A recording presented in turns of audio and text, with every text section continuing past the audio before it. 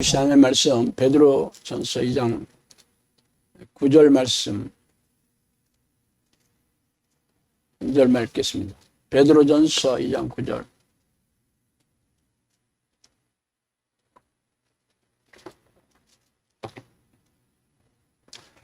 자, 베드로전서 2장 9절 다 찾으셨으면 한 목소리로 읽어보겠습니다. 그러나 너희는 택하신 족속이요 왕같은 제사장들이요 거룩한 나라요 그의 소유가 된 백성이니 이는 너희를 어두운 데서 불러내어 그의 귀한 빛에 들어가게 하신 이의 아름다운 덕을 선포하게 하려 하심이라. 아멘.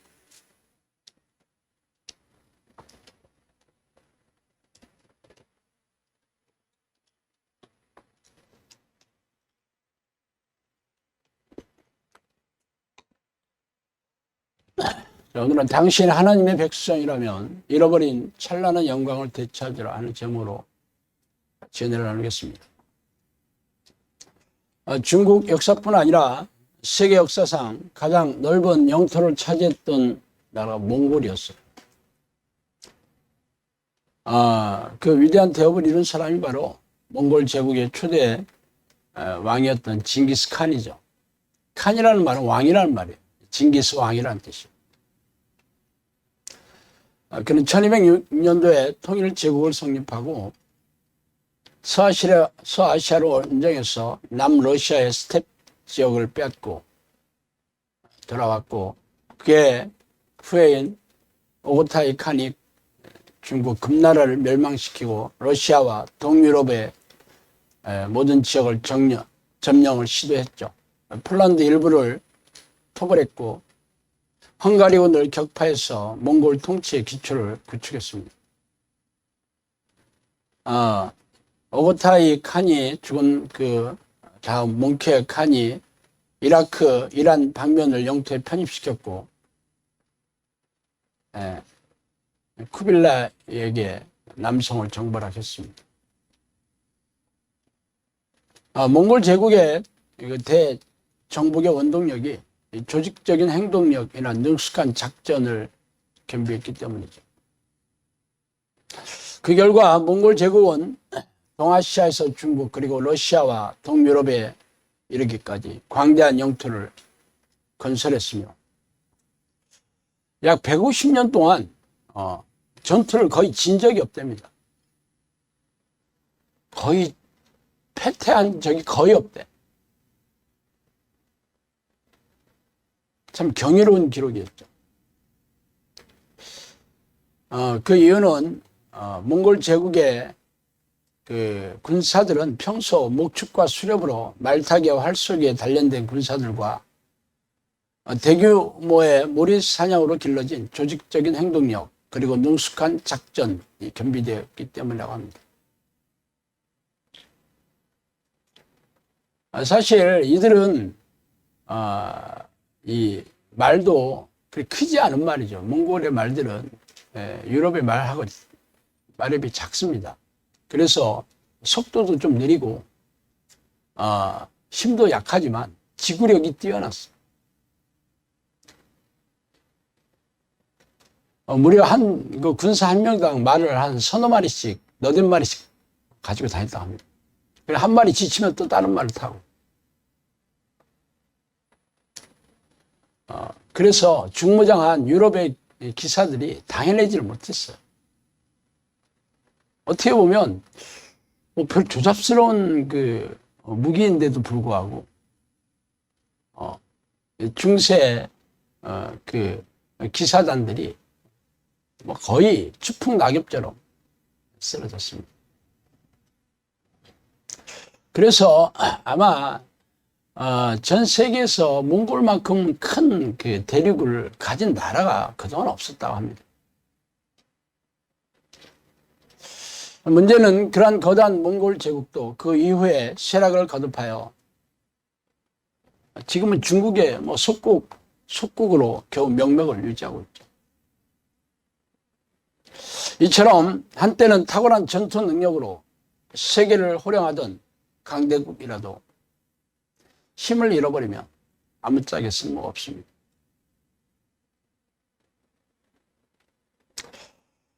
그러나 흥망성쇠를 반복하는 세상의 권력과 비교할 수 없이 세상을 만드시고 우주를 운행하시며 대자연을 다스리시고 세계 역사와 인간의 생사복을 주관하시는 여호와 하나님의 백성이라면 세상의 제국과 왕들과 비교할 수 없는 그런 막강한 권력과 찬란한 영광을 누리고 있어야 하지 않겠어요? 왜요? 하나님은 세상의 왕들과 비교할 수 없는 그런 권세를 가지고 있잖아요. 그래서 그 백성들에게, 그 종들에게 아낌없이 부어주시고 계시잖아. 그래서 오늘은 하나님의 백성이 누려야 하는 그런 찬란한 영광을 되찾는 법에 대해서 한번 생각해 보도록 하겠습니다. 아브라함은 하나님의 명령에 순종하여 본토와 친척과 아비집을 떠나 가나안 땅을 떠돌아다니는 나그네 인생을 살다 이 땅을 떠나왔습니다. 그러나 그는 막대한 부와 명예 그리고 권력을 소유하며 살았죠. 조카 롯이 포로로 잡혀있다는 소식을 듣자 집에서 기르던 개인 병사가 무려 300명이 넘었어요. 그래서 여서당과 싸워서 이겼다니까. 무슨 한 나라의 왕도 아니었고 부족장도 아니었어.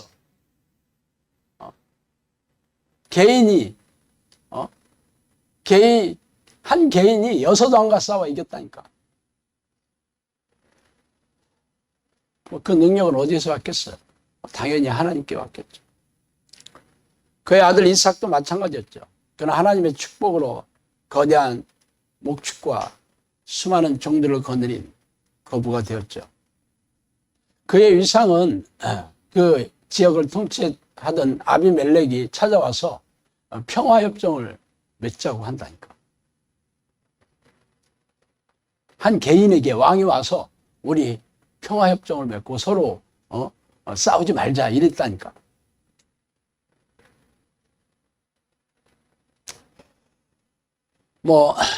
이삭의 아들 야곱도 마찬가지였죠. 그는 가는 곳마다 그 지역의 왕들이 벌벌 떨었어요.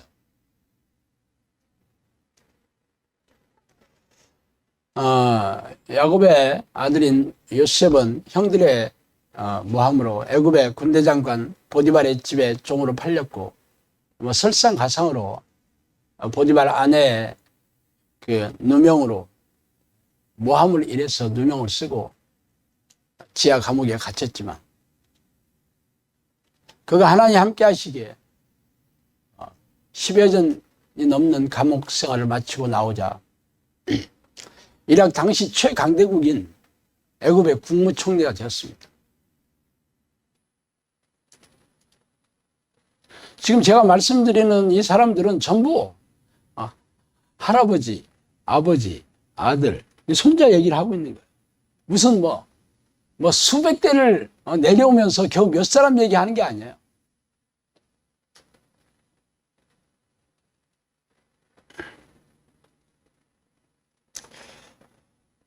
모세는 미디안 광야에서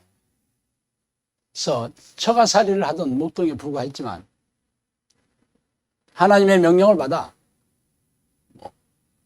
당시 최강대국은 애굽 왕을 찾아가서 위협을 하고 협박을 해서 백성들을 끄집어 오잖아. 일개 목동이 당시 최강대국인 애굽의 왕을 찾아가서 우리 백성 내놓으시오. 안 내놓으면 니들 다 죽음이야. 이랬다니까 글쎄.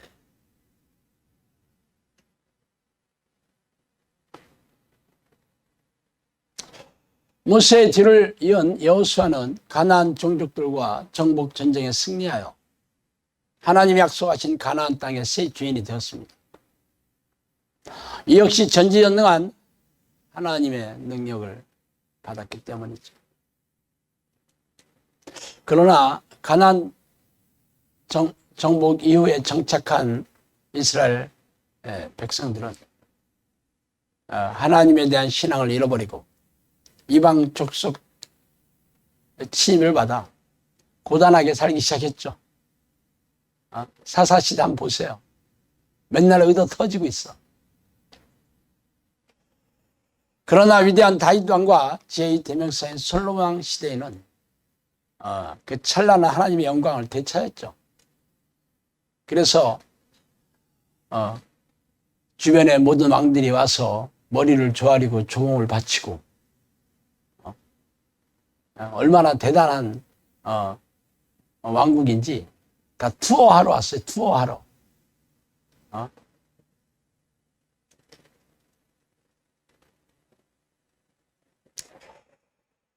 이스라엘 역사를 통틀어서 하나님이 함께 하신 왕과 백성들은 이처럼 놀라운 능력으로 경이로운 영광의 삶을 살았지만 대부분의 왕들과 백성들은 그렇지 못했죠.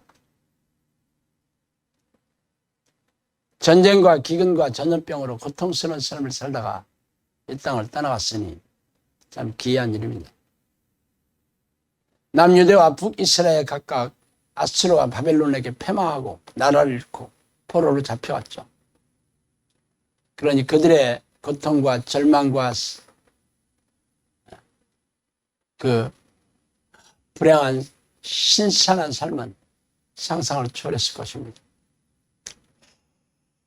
그러나 하나님의 구원 계획으로 자신들이 포로에 돌아와서 예루살렘 성을 재건하였고 예전으로 돌아갔지만 사실 다윗 왕 때의 그 위상은 되찾지 못했죠. 그렇게 세월이 흘러갔습니다. 그러면서 유대교 지도자들은 부패하였고 백성들의 마음이 하나님께로 떠나간 후에 로마의 침공으로 다시 나라는 빼앗기고 식민지가 되어 백성들은 도탄에 빠졌고 그 백성들의 고통과 신음소리가 하늘에 사무칠 때야 비로소 예수님이 이 땅에 오시게 되었습니다. 사실 예수님의 제자들은 솔직히 예수님도 하찮은 그런 목수의 아들로 태어났죠. 그리고 예수님의 제자들도 왕족이나 제사장 혹은 유대적 지도자나 정치 권력을 가진 사람들이나 그 자녀들도 아니었죠. 그들은 일자무식의 갈릴리 어부 출신이거나 백성들이 기피하는 직업을 가진 사람들이었어요. 말하자면 세상에서 그냥 지렁이 같은 그런 신분이었어. 그러나 예수님은 그들을 제자로 삼아 3년 반 동안 동고동락하며 훈련시켰고 십자가에 돌아가시고 부활하시고 나서 승천하시며 제자들에게 성령을 보내주셨죠. 그래서 마가다락방의 간절한 기도 끝에 성령이 임하신 후에 사도들과 제자들은 놀라운 하나님의 사람이 되어 기적과 이적을 드러내는 성령의 능력으로 귀신을 쫓아내고 고질병을 치유하며 장애를 회복시키고 죽은 자를 살리는 능력으로 복음을 전파하고 영혼을 구원하는 세계문을 열었습니다. 그래서 지금도 성경책에 그 이름이 기록되어 있어서 수많은 그 후손들이 그 이름을 읽고 존경하고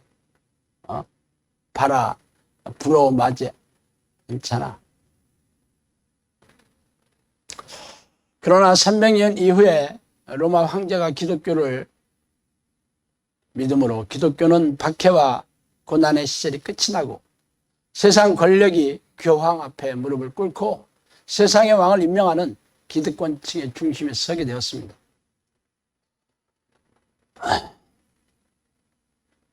그 뒤로 교회는 그 영광의 빛을 잃어버렸어요.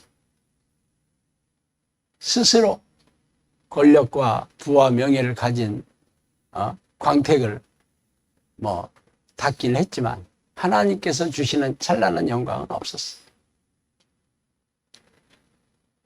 왜요? 그 뒤로 수많은 교회가 세워지고 수많은 기독교인이 생겨났지만 전지전능하신 하나님의 찬란한 영광을 누리는 하나님의 사람들이 더 이상 나타나지 않았기 때문이죠.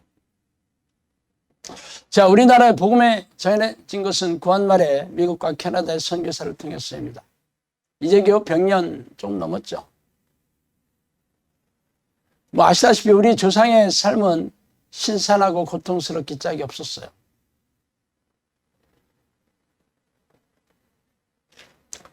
그래서 선교사들이 예수만 믿으면 축복을 받아 배골치 않고 잘 살 수 있다는 말에 너도 나도 복음을 받아들였죠.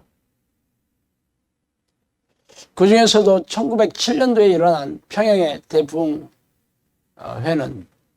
아주 놀라운 사건이었습니다.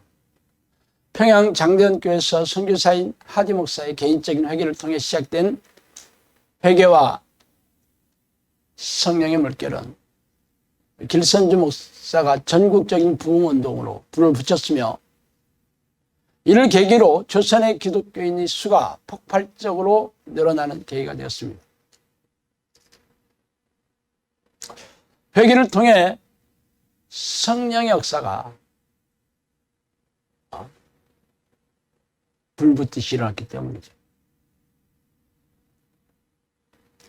그러나 시간이 지나자 영적 각성운동은 시들해지기 시작했고 한일합방으로 인한 일제의 기독교 말살 정책으로 인해 교회가 쇠락해졌고 기독교의 위상도 줄어들었죠.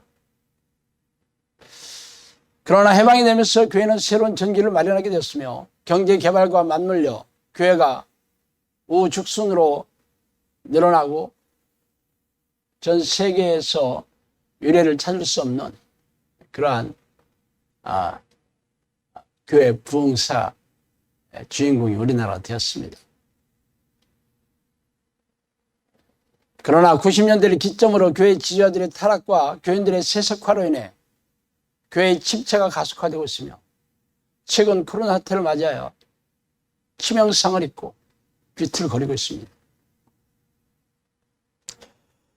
말하자면 하나님 함께 하시는 사람들에게는 시대와 장소를 막론할 놀라운 영광의 삶을 누렸지만 종교적인 사람들은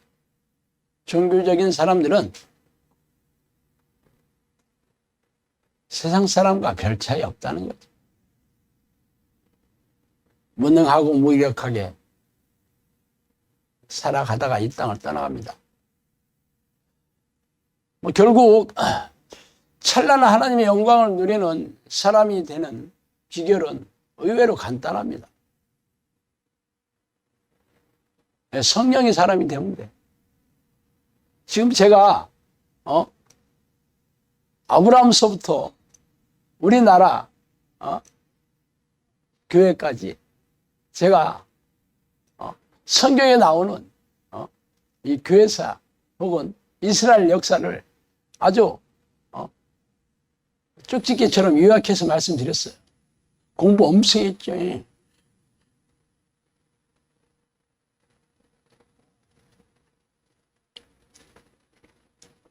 크리스천이라는 말은 그리스도인이라는 뜻입니다.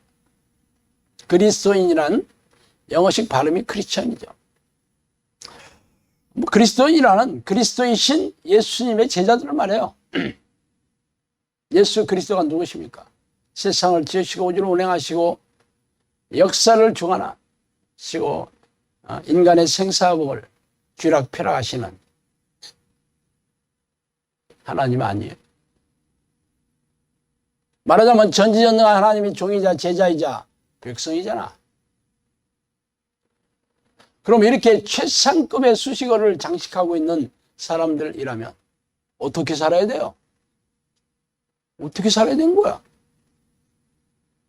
하나님의 찬란한 영광을 누리고 살아야 되지. 일어나라 빛을 발하라. 이는 내 빛이 이르렀고 여호와의 영광이 내 위에 임하였느니라. 이렇게 선포하셨잖아. 이사야 60장 1절에서.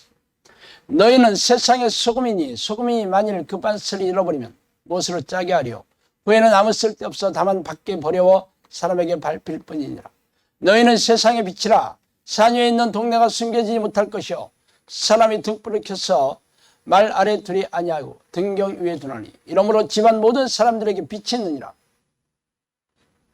여러분의 세상의 빛이라고 얘기하고 있어요. 모든 세상 사람들에게 존경과 부러움이 대상이 된다. 그래서 오늘 읽으신 베드로 전서의 말씀을 제가 한번 다시 읽어드릴게요. 그러나 너희는 택하신 족속이요 왕같은 제사장들이요 거룩한 나라요 그의 소유가 된 백성이니 이는 너희를 어두운 데서 불러내어 그의 기이한 빛에 들어가게 하신 이의 아름다운 덕을 선포하게 하십니다. 여러분이 누구라고 얘기하고 있어요? 왕같은 제사장, 거룩한 나라, 하나님의 소유가 된 백성이라고 선포하고 있죠. 그래서 여러분이 그 말을 들으면 어떤 느낌이 들어?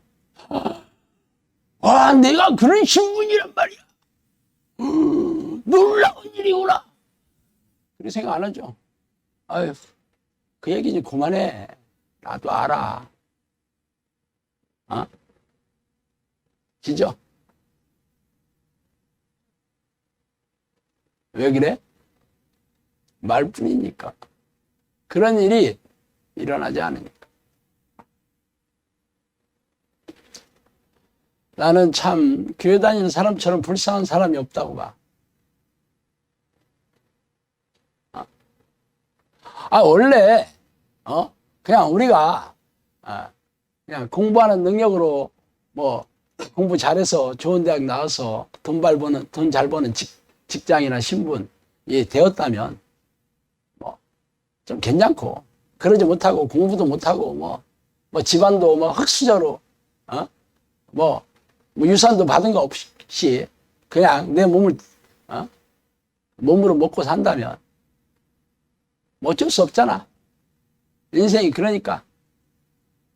뭐 공부 못하더라도 돈 수저를 입에 물고 태어났다면 아버지 덕으로 뭐 페라리 몰고 다니면서 하루에 1,000만 원씩 술값으로 뿌리면서 폼나게 살 수 있겠지만 뭐 그것도 뭐 아버지를 잘 만나야 되는 거잖아. 그잖아요. 그냥 그렇게 사는 거야. 왜? 그렇게 태어났으니까. 뭐 잘하는 게 없으니까, 한마디로. 그렇지만 지금 교회 오면 지금 얘기하잖아. 너희들은 왕같은 제사장이다. 너희들은 세상의 빛이다. 너희들은 세상의 소금이다. 일어나서 빛을 발해라. 이러잖아. 근데 우리는 그렇게 못 산다니까? 이게 미치고 환장을 놓으시라니까.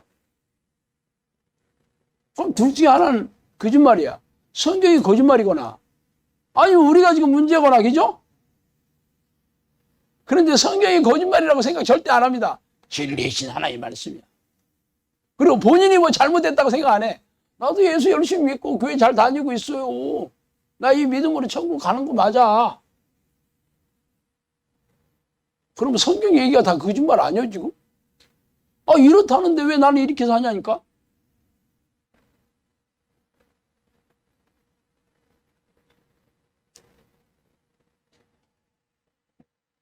왜 그런 줄 아세요? 네. 하나님의 능력이었기 때문에 그렇습니다.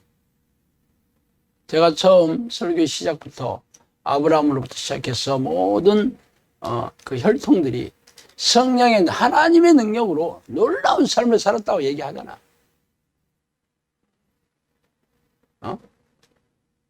그럼 우리도 그렇게 살아야 되잖아. 우리도 영접기도 하면 성령이 내 안에 들어오신다고 그러면 내가 성령의 사람이 살아야 되는 거 아니에요? 근데 내가 왜 이렇게 사냐고.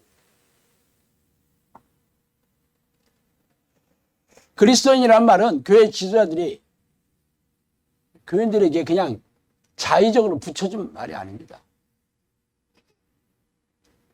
바울이 바나바와 함께 안디옥에서 제자들을 길러냈는데 그 안디옥 사람들이 붙여준 거예요. 어떤 의미로 붙여줬냐고? 우리와는 다른 사람들이야. 우리와 같은 그냥 별 볼 일 없는 사람들이 아니라 놀라운 사람들이야, 이 사람들은. 이 사람들이 바로 그리스도인이라는 사람들인데 놀라운 능력으로 기적과 이적을 드러내고 사람들이 이게 보통 사람들이 아니야. 그래서 붙여준 이름이었어요, 그리스도인을. 그래서 초대교회 때는 다들 그리스도인들을 다들 부러워하고 다 경외하고, 그래서 너도 나도 그리스도인들이 됐다니까. 다 복음을 받아들이고, 받아들이지 않는 사람들도 야, 저 사람들은 특별한 사람이야, 다 인정했어요.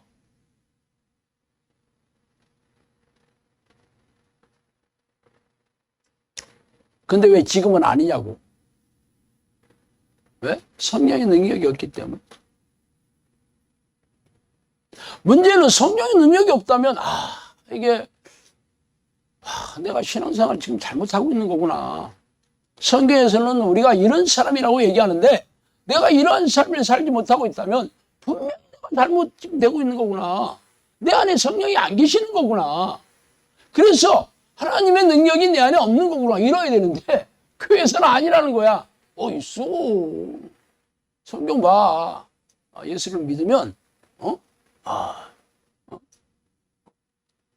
다 성령님께서 들어오셔서 구원 받는다니까. 성경에 써 있잖아. 그렇게 가르치고 누가 근데 저는 없는 것 같은데 이 사람이 믿음이 없네 그런다니까. 믿음이 없네 그런다니까. 그러니까 그 소리 들으면 안 되잖아. 믿음으로 천국 갔는데 믿음이 없으면 못 가잖아. 그러니까 찍소리도 안 하는 거예요. 찍소리도 안 하죠. 그래서 계속 대들면 어떻게 돼? 나가. 나가. 그렇지. 그래서 그런 소리 안 하고 그냥 다니는 거예요. 무능하고 무기력하게. 제일 불쌍한 게 목사들입니다. 요즘 코로나 때로 교회 재정이 형편없이 줄어드니까 부교육자 무조건 잘라대고 있습니다.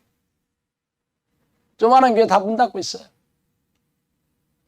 그 사람들이 설교 단상에 서면 지금 내가 읽었던 이 본문 얘기한다니까. 당신들이 빛입니다. 일어나서 빛을 발하세요. 그런데 왜 그렇게 살까? 왜 교회 문 닫고 세상 사람들한테 조롱과 멸시의 대상이 되고 있을까? 왜 그러냐고? 코로나 바이러스 하나를 해결을 못하고 있다니까. 그러면서 무슨 세상의 빛은 무슨 개뿔 세상의 빛이야.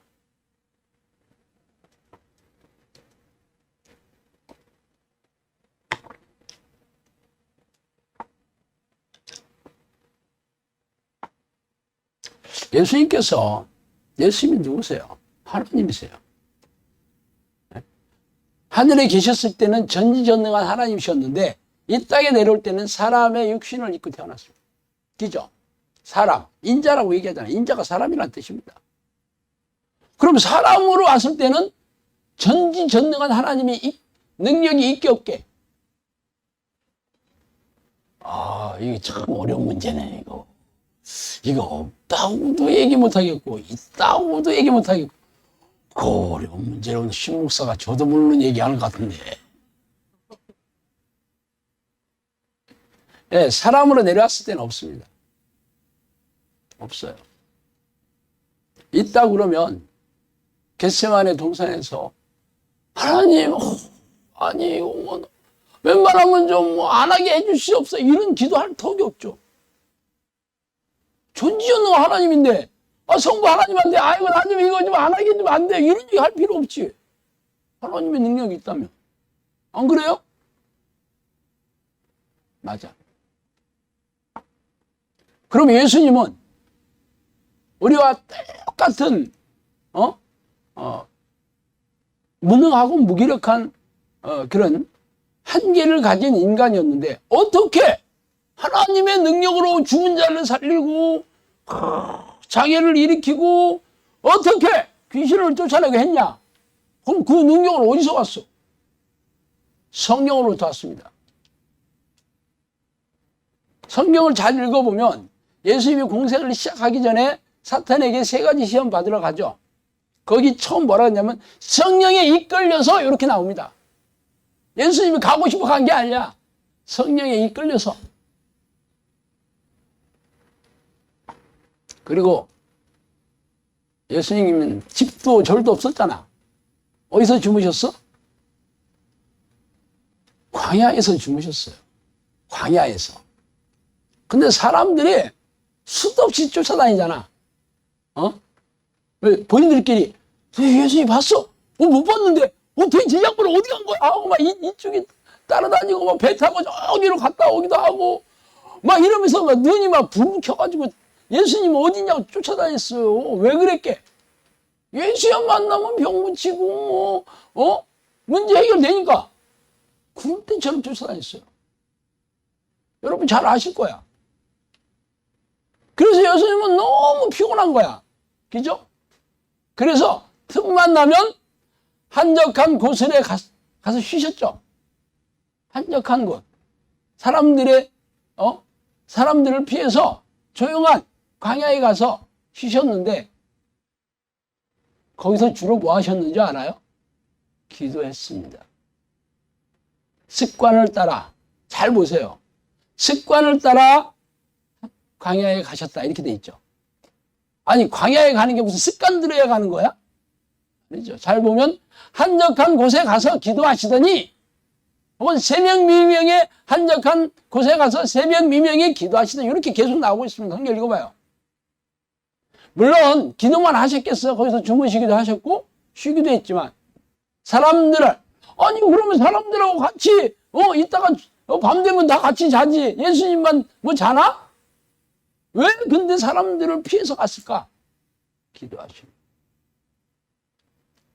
그런데 왜 습관을 들여야 됐을까? 한번 생각을 해보세요. 하나님이신데 기도하는 게 너무 힘들으니까 하나님인데 기도하는 게 힘들 리가 있나? 당연히 하나님이신데 습관을 들일 필요가 뭐 있어. 당연히 기도하는 건 그냥 기도하는 기계지. 당연히 늘 하나님과 교통하면서 하는 건데 왜 습관을 들이셨을까? 쉽지 않으니까. 그분이 사람과 똑같은 육체의 몸을 입고 있었다는 것을 여러분이 늘 기억하셔요. 우리하고 똑같이 이 한계를 가진 부족하고 연약한 육체를 가진 분으로 이 땅에 데려왔을 때는 우리하고 똑같았다 이거예요.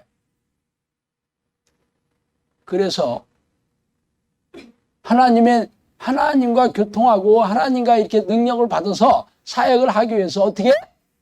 기도했지. 쉬지 않고 기도했지, 당연히. 끊임없이 기도하셨지, 당연히. 그렇게 하기 위해서는 습관을 들여야 했다는 거예요. 성령님께서 그랬어요. 나도 2000년 전에 이 땅에 왔을 때는 사람들이 하는 훈련을 똑같이 했다 그렇게 하시더라고요. 그러면 예수님이 누구한테 훈련받았다는 뜻이겠어요, 그게? 사람들이 하는 것처럼 똑같이 기도하는 습관을 들였다는 거지. 그죠?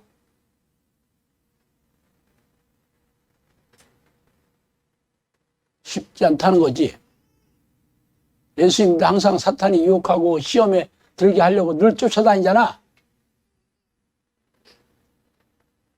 우리하고 똑같았다니까.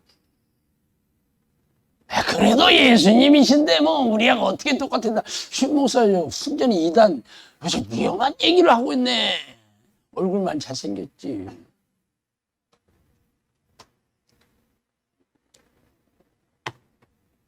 그러면 예수님이 제자들을 불러가지고 3년 반 동안 동고동락하면서 제자 훈련을 시키죠. 잘 아시다시피 예수님께서 잡히시던 밤 겟세마네 동산에서 그 중에서 아주 탁월한 제자 3명을 따로 불러서 야 나랑 같이 기도하나 가자 하고 같이 갔죠. 그리고 예수님은 좀 떨어진 곳에서 기도 열심히 하고 계시니까 잘하고 있나 봤더니 다 3명이 코를 들렁들렁 걸고 자고 있다. 3년 반 동안 가르쳤는데 말이야. 이 중요한 시점에 거기서 이게 물론 처음에는 그 제자들도 기도했겠지. 베드로하고 요한하고 야고보도 기도하려고 했겠지. 근데 하다 보니까 졸리니까 그냥 잔 거지. 여러분하고 똑같아. 여러분들 기도 열심히 하다가 어느새 꿈속에서 그죠? 똑같았다니까. 3년만 동안 예수님이랑 따라다녔다고. 그런데도 여전히 그냥 우리랑 별 차이 없어. 그랬잖아. 그래서 예수님이 십자가에 들어가시자 어떻게 됐어? 집으로 갔어. 여기까지구나. 여기까지. 예수님 이제 없어졌으니까 우리도 이제 뭐 할 게 없네 하고 고기나 잡으러 가야겠다고 나왔잖아. 3년반 동안 훈련받았다고. 예수님이 직접 동고동락하면서. 한마디로 무능했죠. 그래서 예수님이 다시 부활하시고 승천하시면서 뭐라고 했어? 예수님 예루살렘을 떠나지 말고 하나님 약속하신 성령을 기다리라 그랬지. 그래서 여러분도 잘 아세요. 마가 요한의 다락방에 올라가서 막 전심으로 하나님 부르는 기도 끝에 성령이 오셨다는 거 여러분 잘 알 거야. 그 다음부터 어떤 일이 생겼어? 예수님하고 똑같이 능력으로 사역을 했다는 거야. 죽은 자 살리고. 그죠? 아니 그럼 비포와 애프터가 왜 이렇게 차이 나는 거지? 궁금하지 않아요?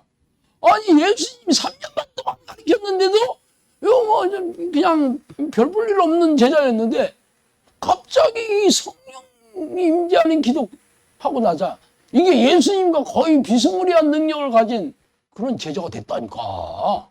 기가 막히잖아. 어떻게 해서 그렇게 됐을까? 성령 받아서요. 뭐 다 알아. 그러면 성령 받고 끝났나? 한 번 받으면 그냥 자동이야? 그러면 너무 좋게. 그죠? 지금 우리나라 교회에서 하는 게 성령 받으면 자동이라고 가르치잖아. 그럼 제자들이 그렇게 했냐고.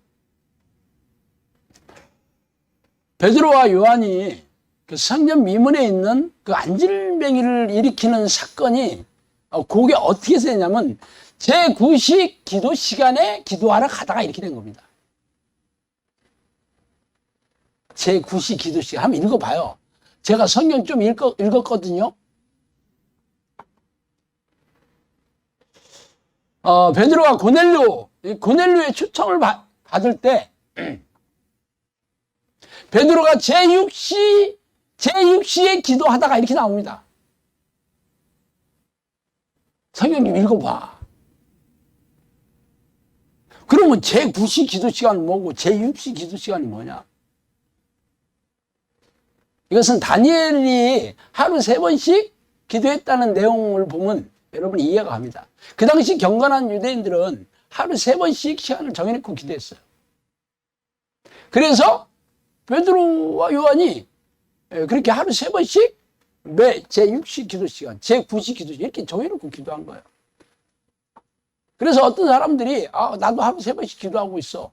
그런 사람들도 적지 않게 있습니다. 문제는 하루 3번 기도하는 게 중요한 게 아니에요. 어떻게 기도했냐가 중요한 거지. 안 그래요?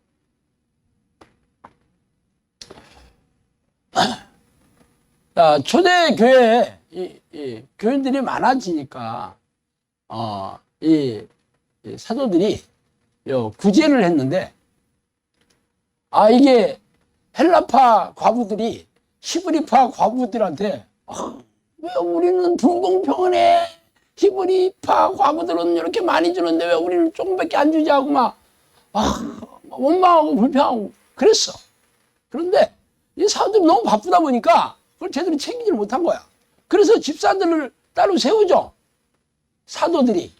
12사도들이 집사를 세우면서 뭐라 했냐면 우리는 앞으로 기도와 말씀 사역에 전념하겠다 그렇게 얘기하고.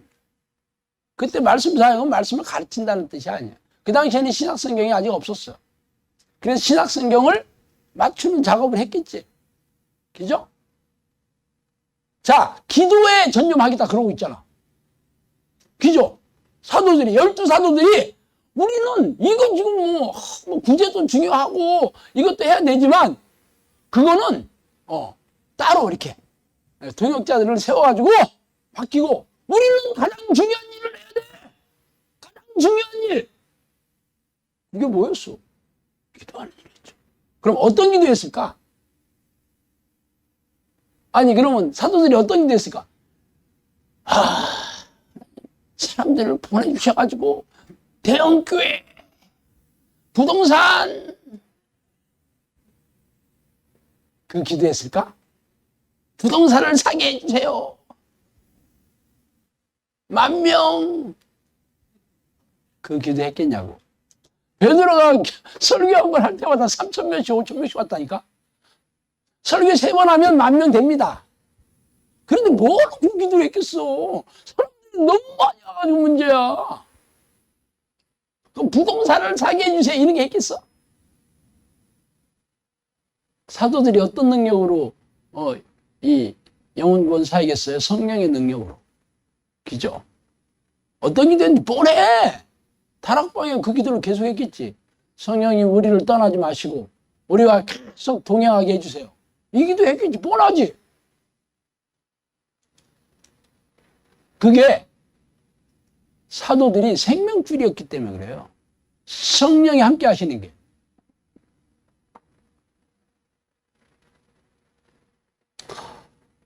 그러면 답 나왔네. 우리도 그렇게 하면 되네. 왜 이 시대에 우리네 교회가 무능하고 무기력하냐고? 그럼 기도 안 하니까. 성령님이 안 오시는 거지. 예수님도, 하나님이신 예수님도 인간의 몸을 입고 이 땅에 오셨을 때는 성령과 함께 하신 성령으로부터 내려오는 능력을 공급받아야 사역을 하실 수 있었다니까. 그래서 날마다 한적한 곳에 가서 습관을 들여가면서 이 기도를 했다니까. 사도들도 제자들 예수님이 3년 반 동안 가르쳤어도 성령이 안 계셨을 때는 별 볼 일 없었어. 제자들이 성령이 오시자 180도 변했어. 성령의 사람 초사여인이 됐어. 초사여인 드래곤볼에 나옵니다. 놀라운 능력이 사람이 됐어. 그래서 제자들은 항상 성령과 동행하는 기도를 날마다 했죠. 그래, 사도들은 퉁치고, 그럼 바울을 보자고, 바울. 바울은 예수님의 12 제자에 속하지는 못했지만, 다메섹으로 가던 도상에 예수님께서 특별히 찾아와서 제자로 삼았잖아. 그죠? 그런데 바울이 사역은 전부 뭘로 했어?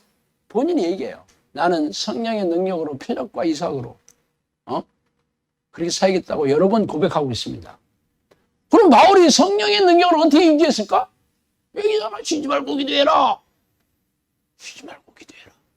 했잖아. 이것이 그리스도 예수 안에서 너희를 향하신 하나님의 뜻이다 그랬어요.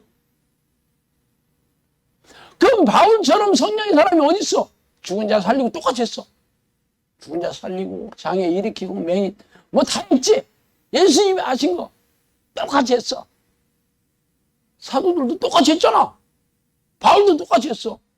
그러면 그 능력이 어디서 왔어? 성령부터 왔잖아. 성령의 능력으로. 근데 기독교가 이 로마 황제가 기독교를 믿고 나서는 더 이상 성령의 능력 따위는 필요 없어. 왜? 로마 황제가 믿는 종교가 됐거든. 다 내 앞에 와서 무릎 꿇어야 돼. 그래야 한 자리 차지해. 그죠? 그래서 그 다음서부터는 교회 기도가 필요 없어진 거지, 한마디로. 기도해봐야 종교적인 교회 아니? 종교적인 기도. 그렇게 흘러서 지금까지 온 거예요. 물론 개인적으로 성령의 능력을 받아서 반짝반짝 했던 사람이 있겠지만 그 대가 그렇겠죠. 아브라함, 이삭, 야곱, 요셉들은 집에서 가르쳤겠지. 집에서. 그죠? 야곱이 어렸을 때 아브라함이 살아 있었어요. 그러면 손자들 어떻게 가르쳤어? 야, 니들은 네 인생 공부 열심히 해가지고 명문대학 가라 그렇게 가르쳤겠어? 아니겠지. 야, 내가 만난 하나님을 얘기했겠지, 아브라함이. 그죠? 그러니까 야곱이 약북강가에서 죽기 살기를 기도했던 거예요. 그럼 그전에는 기도 안 했을까? 당연히 기도했겠지. 집안에서 하나님이 함께 하시는 기도의 비법을 알려줬겠지. 어떻게 했겠어? 나도 알아요. 그거 어떻게. 아브라함이 저한테 얘기하더라고. 내가 야곱한테 쉬지 말고 기도해라. 전심으로 기도해라. 하나님을 부르라. 그 기도했다고. 저한테 얘기하지는 않았지만 알고 있어요. 성경에 있잖아. 그죠? 예수님도 제자들한테 얘기하잖아. 너희들은 예루살렘을 떠나지 말고 하나님이 약속하신 그 성령을 기다리라. 가르쳤잖아. 그래서 그대로 했잖아. 그래서 새로 입교한 교인들에게 그 기도 가르칩니다. 그죠? 그대로 가르쳐서 빌립 집사나 스데반 집사와 같은 그런 놀라운 제자들이 거기서 나오는 거예요. 성령의 사람들이 나오는 거예요.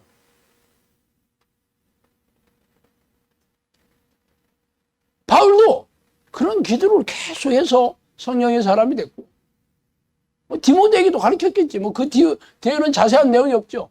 왜? 이제 성경이 완전 끝났으니까. 근데 이 시대에는 그런 기도를 가르치질 않아. 근데 기가 막히게 영성학교에서 가르치고 있어. 제가 지금 영성학교라는 말을 뺐었다면 여러분도 야, 오늘 성경 공부 기가 막히게 많이 했네 하고 끝났을 거야. 그랬었구나 하고 끝냈을 거라고. 그리고 빨리 끝나면 밥 먹어야지 그랬을 거라고. 근데 영성학교에서 가르치고 있다니까. 저도 하나님의 은혜로 어떻게 하다 보니 하나님을 부르는 기도를 내가 10년을 하고 11년 차에 성령님께서 오셔서 저를 3년을 가르쳤어요. 그리고 여기 보내주셔서 6년 됐어. 영성학교에서 하는 것은 하나 성령이 내주하는 기도입니다. 성령이 오시면 어떻게 돼야 돼? 예수님처럼 살아야 되는 거야. 사도들처럼 살아야 돼. 바울과 똑같이 살아야 되는 거야. 근데 아직은 아니잖아. 예, 귀신 쫓아내고 정신질환과 고질병 치유하는 것까지는 됐는데 아직 죽은 자를 살리고 장애를 일으키고 그것까지는 아직 안 되고 있어요. 그럼 뭐가 부족할까? 아직도 부족한 2%는 성령님께서 아직 그게 부족하니까 믿음이 부족하고 그죠? 그걸 채우면 되는 거지. 근데 여러분이 진짜 예수님처럼 사도들처럼 바울처럼 그런 기도 하셔.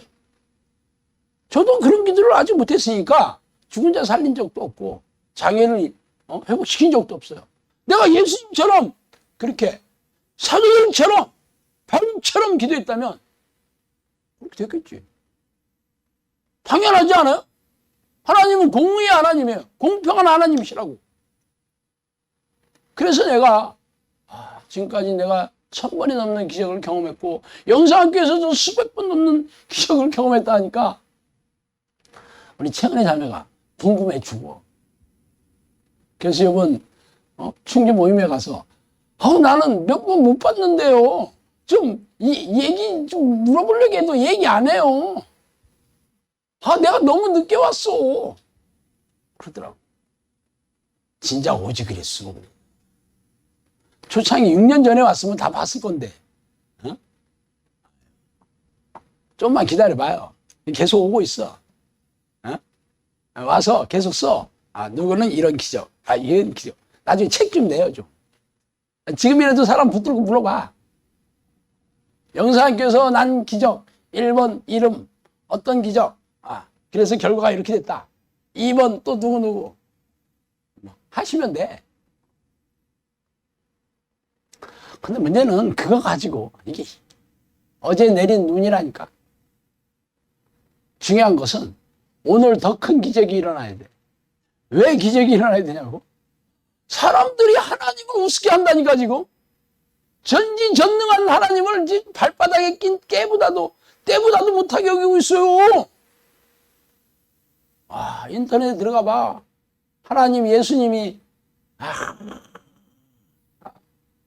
피가 끓어. 누가 그렇게 만들었을까? 네, 이 시대의 목사들과 교인들이 그렇게 만드는 거죠. 세상 사람들이 하나님을 왜 그렇게 무시하고 멸시하고 경멸하고 업신여기는 줄 아세요? 무능하니까. 그 하나님을 어디서 봤을까? 교인들의 하나님, 목사들의 하나님이 무능하니까 알기를 우습게 하는 거지. 아브라함과 이삭과 야곱의 하나님은, 모세의 하나님은, 여호수아의 하나님은 그 주변에 왕들이 벌벌 떨었다니까요. 왜? 놀라운 능력을 그들을 통해서 일어났으니까. 눈으로 봤잖아. 그러니까 무서워서 벌벌 떨었다니까. 그런데 이 시대에 우리네 교회의 하나님은 종이호랑이야. 누가 그렇게 만들었을까? 목사들과 교인들이 그렇게 만들었지. 이 시대 우리 교단과 교회가 그렇게 만들었다니까. 무능하고 무기력하게. 그런데 영성학교는 그걸 회복시켜. 이제는 다시 옛날에 그 능력의 하나님을 세상 사람들한테 보여줘야 돼요. 그래서 죽은 자가 일어나고 장애가 회복돼야 되는 거야. 안 그렇고 여기서 그냥 병 고친 거. 여기 있는 사람들만 알아. 아무도 안 믿어. 제가 이 얘기를 유튜브 동영상에 1100개 이상 올라갔더만. 주구장창 얘기해도 제 동영상 딱 보고 받는 느낌이 뭐야? 야, 이거 완전 이빨 튼튼하네. 야, 뻥도 저런 뻥이 어딨어 저거. 야, 목사들은 입만 열면 거짓말이요. 다 그렇게 얘기한다니까. 문제는 하나님을 모르는 세상 사람들이 아니고, 아니 전능하신 하나님을 믿는다는 크리스천들이 그렇게 생각해. 웬 개가 짖는구나. 그렇게 생각한다니까. 그래서 이제 아니야. 영성학교에서는 건강관리공단 이사장이 인정한 기적이 일어나야 돼. 장애가 회복되고, 죽은 자가 살아나고, 예수님이 하신 기적, 베드로와 바울이 했던 기적을 우리도 똑같이 드러내야 비로소 하나님이 살아계시고 하나님 앞에 온 세상 사람들이 두려워서 벌벌 떨며 무릎을 꿇게 되는, 이 무능하고 무기력한 하나님을 누가 가르쳤어? 교인들이 무능하니까 그렇게 되는 거예요. 그래서 우리도 그렇게 가야 되는 거예요.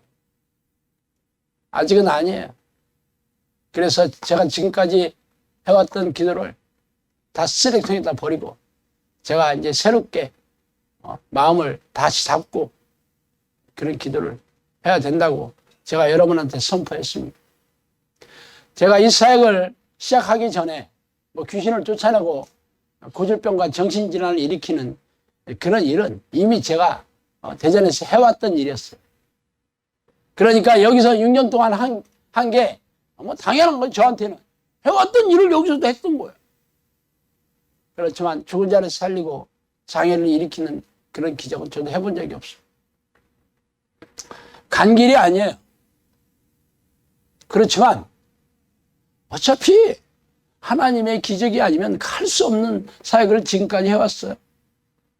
그래서 내가 마음판을 갈아엎고 다시 새로운 마음으로 예수님이 했던 그 기도를 하고 베드로와 요한과 바울이 했던 기도를 하기로 마음먹고 여러분한테도 그렇게 할 사람만 따라오라고 제가 말씀드리는 거예요. 그럼 당연히 그렇게 돼야 되겠지. 공평하신 하나님이잖아. 그럼 우리한테도 그런 기적이 일어나야 되겠지. 기적이 안 일어난 건 뭐야 그럼? 하나님이 쇠약해지셔서 그랬나? 그건 아니겠지. 우리가 그런 믿음을 못 보이는 거죠. 성령님께서 그랬어요. 기도로 식물 인간을 일으킬 수 있지만 그러면 갑옷을 튼튼히 해야 된다 그랬어요. 식물 인간 기도로 일으킬 수 있대. 보통 기적 아니지. 장애가 일어나는 기적보다 뭐 똑같은 기적이야. 죽은 자가 살아나는 기적하고 똑같아. 그럼 뭘 해야 된대? 갑옷이 튼튼해야 된다 그랬어요. 그냥 전신갑주를 입으라 이 수준이 아니야. 튼튼해야 돼.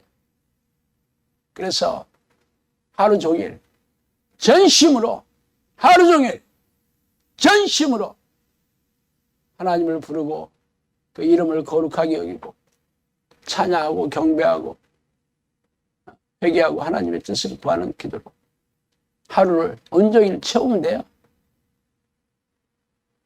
그래도 우리가 그동안 6년 동안 이 기도 훈련을 해왔잖아. 그래서 수많은 기적을 통해서 하나님이 살아계신 것을 우리가 확인했잖아. 그렇다면 당연히 이 무능하고 무기력한 시대, 이제 종말의 날이 거의 다 가까웠습니다. 이 마지막 시대 우리가 하나님의 마음을 시원하게 해드리고 하나님의 마음을 기쁘게 해드리는 그런 종들이 돼야 되지 않겠어요? 예루살렘 멸망할 때도 예루살렘에 의를 행하고 진리를 행하는 의인 한 사람만 있으면 내가 예루살렘을 멸하지 않겠다 그랬는데 그 한 사람이 없어서 예루살렘 망했다고. 한 사람이 없어서 의인이 코로나가 1000명이 됐네 하고 있는데 이 사람들이 마음이 좀 녹아야 돼요. 이제 왜 코로나를 우리나라에 보내시켰어? 전 세계에 왜 코로나를 보내시켰어? 전염병은 하나님이 징벌하시는 기본적인 도구입니다. 마음이 좀 녹아야 돼. 사람들이 교만했던 마음이 다 녹아서 겸손해져야 돼. 그런데 참 크리스천들이 회개할 생각은 안 하고 그동안 하나님을 찾지 않고 하나님의 명령을 순종하지 않았던 회개할 생각은 안 하고 그냥 코로나가 무서워서 벌벌 떨고 있으니 그러니 무슨 일이 있었겠어. 하여튼 세상 사람들은 어쨌든 간에 여러분만이라도 우리가 마음을 쏟아붓고 하나님을 구하고 불쌍히 여겨달라고 이 나라와 이 민족 우리 교회를 불쌍히 여겨달라고 통곡하며 기도하셔야 됩니다. 아셨죠? 기도하겠습니다.